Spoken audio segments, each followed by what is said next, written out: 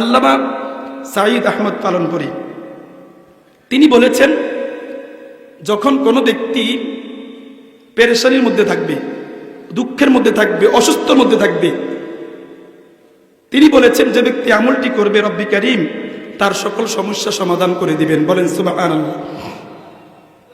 আল্লামা সাঈদ আহমদ পালনপুরী দামাত বারাকাতুহুল আলিয়া তিনি বলছেন, এক নম্বর কাজ হলো প্রথমে 100 বার পড়বেন সাল্লাল্লাহু আলাইহি ওয়াসাল্লাম, সাল্লাল্লাহু আলাইহি ওয়াসাল্লাম, সাল্লাল্লাহু আলাইহি ওয়াসাল্লাম।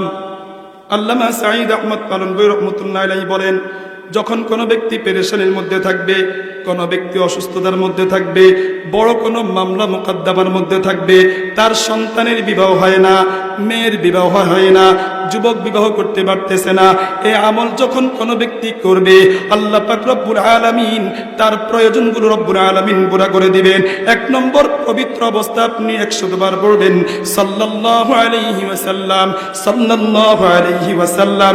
এরপরে 499 বার পড়বেন লা হাওলা ওয়ালা কুওয়াতা ইল্লা বিল্লাহ, লা হাওলা ওয়ালা কুওয়াতা ইল্লা বিল্লাহ 499 বার।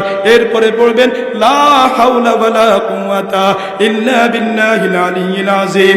এরপরে আবার 100 বার আপনি দুরূদ শরীফ পড়বেন সাল্লাল্লাহু আলাইহি ওয়াসাল্লাম, সাল্লাল্লাহু আলাইহি ওয়াসাল্লাম। হযরত বলেছেন, যে ব্যক্তি পবিত্রতা অর্জন করার পরে এই পদ্ধতিতে আমল করে আল্লাহ পাক রব্বুল আলামিনের কাছে তার সমস্যার কথা বলবেন, আল্লাহ পাক রব্বুল আলামিন তার সমস্যা সমাধান করে দিবে।